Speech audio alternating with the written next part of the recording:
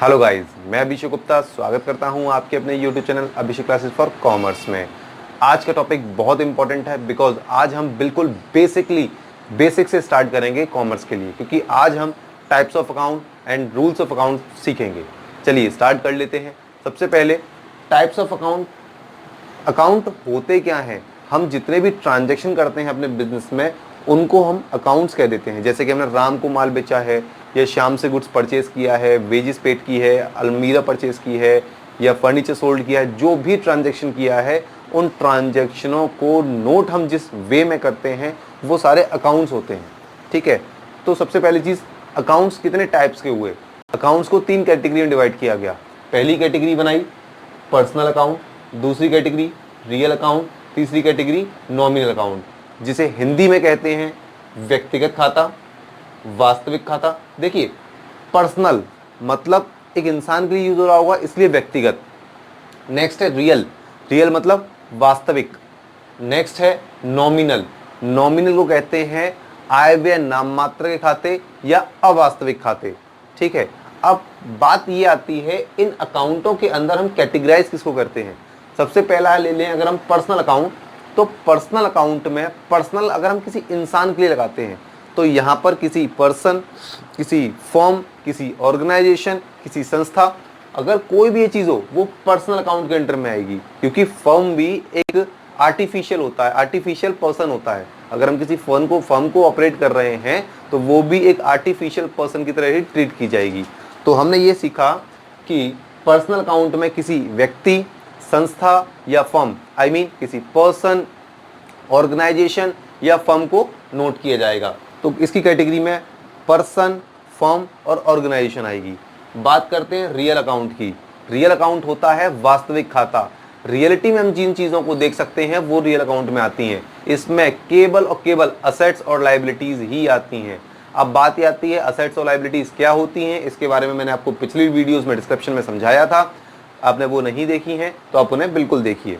ठीक है, real account में असेट्स और लायबिलिटीज़ आती हैं, जैसे कि फर्नीचर है, क्रेडिटर्स, डेटर्स एक्सेट्रा। क्रेडिटर्स हमारी लायबिलिटीज़ होती हैं। ठीक है, नेक्स्ट आता है नॉमिनल। जैसा कि इसका नाम है हिंदी में आय व्यय नाम मात्र के खाते। इसमें कोई भी expenses, loss, income and gains आते हैं। क्लियर? ये बात की थी हमने कैटेगराइजेशन की। पहले हमने किया था टाइप्स ऑफ अकाउंट, अकाउंट्स कितने टाइप्स के होते हैं, तो जवाब मिला 3, पर्सनल, रियल, नॉमिनल। अब हमने इनमें बात की कि इनकी कैटेगराइजेशन में क्या आता है। तो पर्सनल में आता है व्यक्ति, संस्था या firm, I mean person, organization and firm. फिर रियल अकाउंट, रियल में कोई भी असेट्स और कोई भी लायबिलिटी। नॉमिनल में कोई भी एक्सपेंसेस या लॉस या इनकम या गेन। अब सबसे मेन बात आती है कि इसका रूल क्या है डेबिट और क्रेडिट करने का। तो वो रूल है पहला, पर्सनल अकाउंट में debit the receiver, credit the giver. Clear?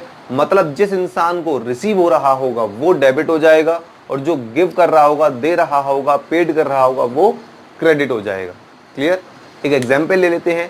Suppose cash paid to Ram.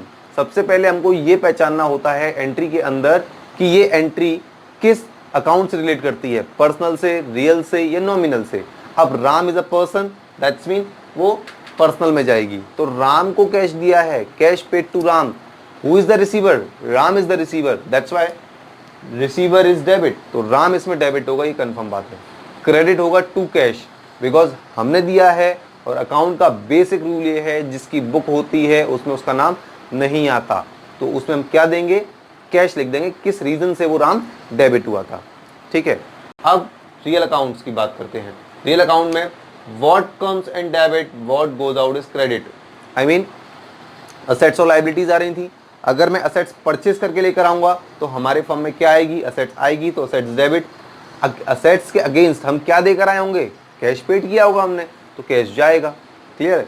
तो what's comes in debit goes out is credit, ये आपको लर्न ही करना पड़ेगा। ठीक, फिर है नॉमिनल अकाउंट। नॉमिनल अकाउंट में all expenses and loss are debit. जितने भी लॉसेज हैं, जितने भी एक्सपेंसेस हैं, वो सब डेबिट होंगे। Next, all income and gain are credit. मतलब जितने भी आपकी आय हैं या लाभ हैं वो सब क्रेडिट होंगे। क्लियर? तो ये आपको बेसिकली लर्न ही करने पड़ेंगे, क्योंकि यही आपका मेन टॉपिक है जनरल एंट्री का। और जनरल एंट्री एक ऐसा टॉपिक है जो आपका पीछा कभी भी नहीं छोड़ेगी, चाहे आप 11th में हो, 12th में हो, ग्रेजुएशन में हो, पोस्ट ग्रेजुएशन में हो, CA, BBA, MBA, किसी भी क्लास में हो, अगर आप कॉमर्स की फील्ड से हैं तो जनरल एंट्री आपका पीछा नहीं छोड़ेगी। क्लियर? अब कुछ एग्जाम्पल्स ले लेते हैं इन एंट्री के बेसिक पे ही। ठीक है, पहला है कैश पेड टू राम। सबसे पहले आपको यही समझना है कि ये किस अकाउंट में आएगा। Ram, Ram is a person, एक इंसान है, तो किस में जाएगा? पर्सनल में। ठीक, अब कैश पेड टू राम, हमने राम को दिया है, इसका मतलब राम इज द रिसीवर, तो ये बात कंफर्म हो गई कि राम डेबिट होगा। राम डेबिट हो गया 1 लाख से। क्लियर? अब किसने दिया है? हमने दिया है, हमारी खुद की बुक है, हमारी बुक में हमारा नाम नहीं आता, कभी भी नहीं आएगा। तो आप ये पता करिए कि हमने क्या दिया है। हमने कैश दी है, तो कैश ही तो दिया है, तो कैश को हम क्या करेंगे? अपोजिट में डाल देंगे, टू कैश अकाउंट। नरेशन जरूर डालनी है, नरेशन हमेशा थर्ड फॉर्म में बनती है, ये बात ध्यान रखिए। तो इसी को अब बना लेंगे, कैश पेड टू राम है। बच्चों को नरेशन बनाने में बहुत प्रॉब्लम होती है, तो जो यहाँ लिखा है वही आप लिख दीजिए, बीइंग कैश पेड। आप अगर आगे और बढ़ाना चाहते हैं तो बढ़ा लीजिए, कैश पेड टू राम, नहीं तो इतने से भी काम चल जाएगा, बीइंग कैश पेड इतने से भी काम चल जाएगा। ठीक है, नेक्स्ट है कैश रिसीव फ्रॉम श्याम। फिर देखिए Shyam, Shyam is a person, personal account, debit the receiver, credit the giver. Cash receive from Shyam, हमें श्याम से मिला है तो श्याम ने दिया होगा, तो फिर Shyam is the giver, giver is always credit. ये आ गया श्याम क्रेडिट में। क्रेडिट को हमेशा टू से इंडिकेट करते हैं और डेबिट को क्लियरली डेबिट लिखा जाता है, ये जनरल एंट्री का रूल है। क्लियर? अब श्याम ने अगर गिव किया है तो हमने रिसीव किया है, फिर वही रूल, हमारी बुक में हमारा नाम नहीं आएगा, तो हमें क्या रिसीव हुआ है? कैश रिसीव हुई है, तो कैश अकाउंट डेबिट। किसी भी नाम के आगे अकाउंट नहीं लगाते हैं, ये बात ध्यान रखिएगा। अगर आप लगाना चाहते हैं तो पहले आप अपॉस्ट्रोफी एस लगाइए और फिर अकाउंट लगाइए। अगर आपने डायरेक्ट अकाउंट लगा दिया तो वो कट जाएगा, ये ध्यान रखना। ठीक है, नेक्स्ट एंट्री है बिल्डिंग परचेज। अब building, building is assets, assets है तो असेट्स किस में आती है? रियल में। जब आप बिल्डिंग परचेज करके लेकर आएंगे तो आपके पास क्या आएगी? बिल्डिंग। और क्या जाएगा? नॉर्मल सी बात है, अगर आपने अपने लिए शर्ट परचेज की तो शर्ट आपके पास आ रही है, शॉपकीपर को आपने क्या दिया होगा? कैश। तो वही सेम चीज, बिल्डिंग परचेज की है तो बिल्डिंग आ रही है, what comes in debit? Building is debit. आपने क्या दिया होगा? What goes out is credit, cash दिया होगा। तो जो कम हो रहा है, मतलब जो आ रहा है फॉर्म में, वो उसे डेबिट कर दीजिए और जो जा रहा है उसे क्रेडिट कर दीजिए। Entry narration being building purchase, मैं फिर इस बात पर अंडरलाइन कर रहा हूं, नरेशन हमेशा थर्ड फॉर्म में बनती है। नेक्स्ट है furniture sold at ₹15,000। Furniture, furniture is also assets. तो आप फर्नीचर को सेल कर रहे हैं, तो आपके पास, अगर आप फर्नीचर को सेल कर रहे हैं तो आपके पास क्या आ रहा होगा? कैश आ रहा होगा, फर्नीचर जा रहा होगा। तो व्हाट कम्स इन डेबिट, क्या आ रहा है? कैश, तो cash account debit. Furniture is goes out, तो फर्नीचर जा रहा है, फर्नीचर क्रेडिट। तो cash account debit to furniture account. Clear? Being furniture sold, जो मैंने यहाँ लिखा है एज इट इज भी आप वो लिख देंगे तो आपके मार्क्स नहीं डिडक्ट होंगे। Next wages paid to Ram, ये बहुत बहुत अच्छी एंट्री है। अब आप यहाँ तुरंत देखेंगे रामू को और तुरंत बोलेंगे कि पर्सनल अकाउंट में आएगा, लेकिन नहीं है। आपके लिए मेन एलिमेंट यहाँ पर रामू नहीं, वेजेस है। क्यों? एग्जाम्पल लेते हैं, आप अपने घर से अपने स्कूल गए बाय ऑटो, और ऑटो वाले को अगर आप पैसे देंगे तो पहले उससे उसका नाम पूछेंगे कि अपना नाम बताइए। अगर आप दिन में 10 बार ऑटो में बैठे सबका नाम याद करते रहेंगे फिर तो आपके लिए एक्सपेंसेस रामू नहीं है, वेजेस है। तो वेजेस है, wages expenses for you, and I am writing all expenses and loss are debit.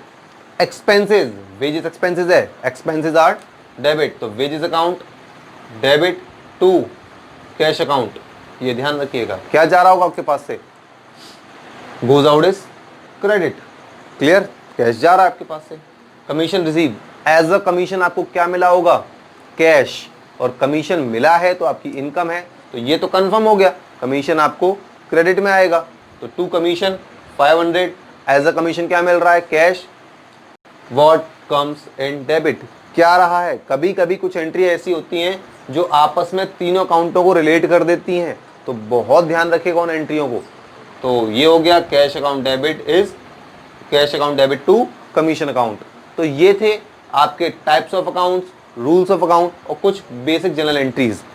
Next class में नेक्स्ट जनरल एंट्री के साथ मैं आपसे फिर मिलता हूं। आई होप आप लोगों को एंट्री समझ में आई हो। तो प्लीज इसको लाइक करें, शेयर करें एंड सब्सक्राइब करें। Thank you so much.